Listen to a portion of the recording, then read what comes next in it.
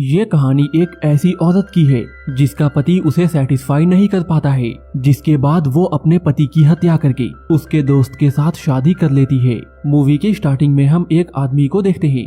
वो अपनी बेटी थाइरिस को अपनी बहन के पास छोड़ने आया है। उस आदमी के वाइफ की मौत हो चुकी है और अब वो अपनी बेटी का ख्याल नहीं रख सकता। इसके बाद वो अपनी बहन को कुछ पैसे देता है और कहता है मैं जल्द ही आकर इसे ले जाऊंगा। उसकी बहन का नाम मैडम रक्विन था। उसका कमिल नाम का एक बेटा था और कमिल हमेशा बीमार ही रहता था। वहाँ पे एक्स्ट्रा रूम नहीं होने की वजह से थैरिस और कमिल एक ही रूम में सोते थे।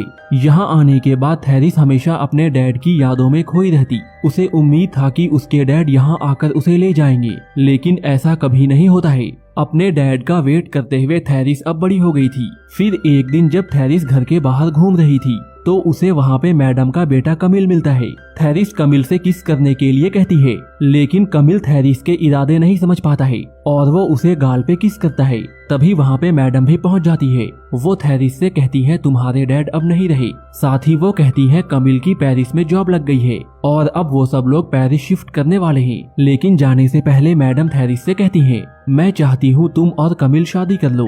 अब थैरिस के पास कोई ऑप्शन नहीं था, इसलिए उसे ना चाहते हुए भी कमिल के साथ शादी करनी पड़ती है। इसके बाद ये सब लोग पेरिस शिफ्ट हो जाते हैं। यहाँ आने के बाद कमिल भी अपनी जॉब ज्वाइन कर लेता है। इधर हम थैरिस को देखते हैं। वो अपनी शादी से बिल्कुल भी खुश नहीं थी और उसे ऐसा लगता है जैसे वो एक जेल में कैद है। कमिल भी दिन भर अपने जॉब में बिजी रहता और अक्सर लेट नाइट घर आता। उसे भी अपनी जॉब पसंद नहीं थी, लेकिन उसके ऊपर अपनी माँ और थैरिस की जिम्मेदारी थी, इसलिए ना चाहते हुए भी उसे ये जॉब करनी पड़ती है। ऐसे ही एक दिन जब कमिल घर आता है तो थैरिस उसके सामने अपने कपड़े उतारने लगती है। थैरिस का शरीर प्यास के मारे तड़प रहा था और वो अपनी अदाओं से कमिल को रिझाने का ट्राई करती है, लेकिन कमिल को इन सब में बिल्कुल भी इंटरेस्ट नहीं था, क्योंकि वो बचपन से ही बीमार था और ये सब करने की ताकत उसके अंदर नहीं थी। फिर एक दिन कमिल अपने दोस्त लॉरेन को अपने घर पे लाता है। लॉरेन और कमिल एक ही ऑफिस में काम करते थे। लॉरेन एक आर्टिस्ट भी होता है। इसके बाद सब लोग बैठकर बातें करने लगते हैं। यहाँ पे थैरिस लॉरेन को घूरने लगती है। वो मन ही मन लॉरेन को पसंद करने लगी थी। लॉरेन भी थैरिस के इस बात को नोटिस कर लेता है। इसके बाद कमिल लॉरेन से उसकी पेंटिंग बनाने के लिए कहता है। फिर जब लॉरेन पेंटिंग बना रहा था तो थैरिस वहाँ पे आकर बैठ जाती है और लॉरेन को घूरने लगती है। पेंटिंग खत्म होने के बाद जब कमिल उस पेंटिंग को देखता है तो उसे लॉरेन की पेंटिंग बहुत पसंद आती है, लेकिन तभी कमिल को कुछ काम याद आ जाता है, जिसके बाद वो वहाँ से चला जाता है।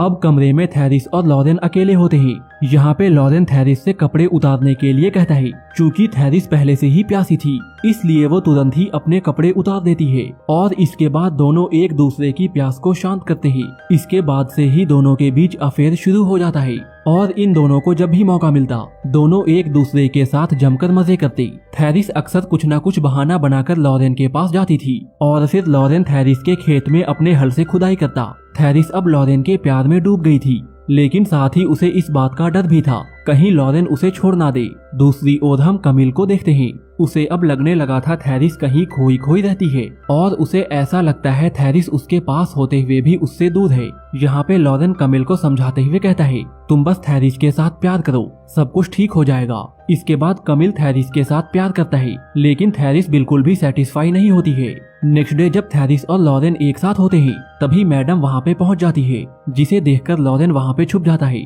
इसके बाद मैडम थैरिस से पूछती है तुम यहाँ पे क्या कर रही हो, तो थैरिस बहाना बनाते हुए कहती है मेरी तबीयत ठीक नहीं है। ये सुनने के बाद मैडम थैरिस को मसाज देती है और फिर यहाँ से चली जाती है।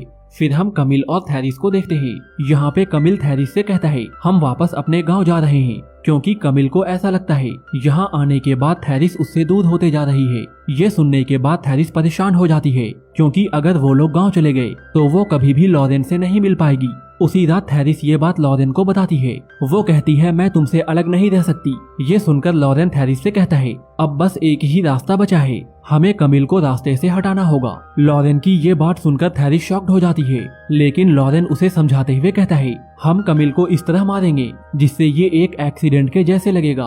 उस रात थेरिस को नींद नहीं आती है। वो कमिल के बारे में सोच सोच कर परेशान हो रही थी, लेकिन वो लॉरेन के प्यार में इतना ज्यादा डूब चुकी थी कि वो उसके लिए कमिल को मारने के लिए मान जाती है। नेक्स्ट मॉर्निंग ये तीनों एक पार्क में जाते हैं। वहाँ पे घूमते हुए कमिल थक जाता है और थक कर थेरिस के गोद में ही सो जाता है।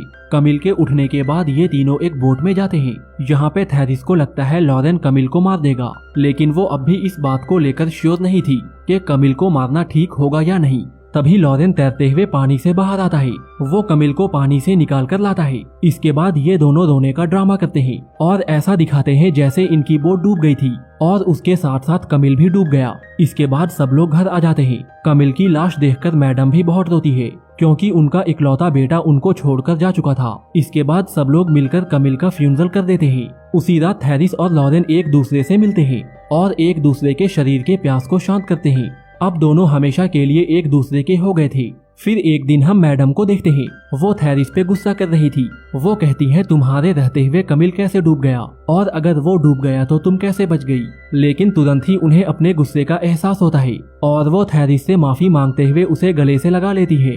फिर हम थेरिस को देखते हैं। वो रात में अच्छे से नहीं सो पाती है और उसे डरावने सपने आते हैं। दूसरी ओर लॉरेन का भी यही हाल होता है। वो भी कई दिनों से सो नहीं पाया था। लॉरेन काफी ज्यादा डरा हुआ था, इसलिए वो आज रात थेरिस के साथ सोना चाहता है। यहाँ पे थेरिस लॉरेन से कहती है चलो हम कहीं भाग चलते हैं, लेकिन लॉरेन उसे मना करते हुए कहता है तुम्हारी लाइफ यहाँ पे है और यहाँ पे तुम्हारी शॉप भी है। लेकिन थेरिस कहती है वो सब तो मैडम के नाम पे है। फिर लॉरेन थेरिस को समझाते हुए आगे कहता है तुम रोने का ड्रामा करो और ऐसा प्रिटेंड करो जैसे तुम्हें कमिल की बहुत याद आती है। इसके बाद थेरिस ऐसा ही करती है।